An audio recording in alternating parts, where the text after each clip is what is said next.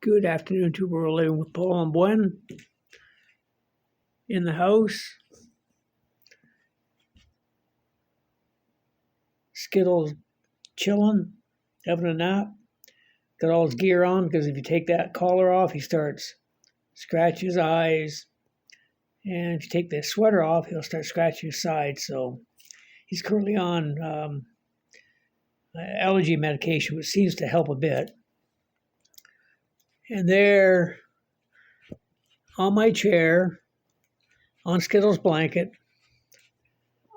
the big mongoose, Lucky the 16-pounder, sleeping.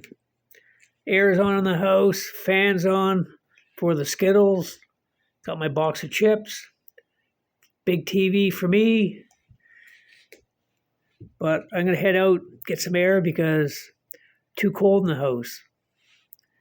But Skittles is doing good. He was at the vet's today and he had his fluids done under his skin. And yeah, so he's doing great.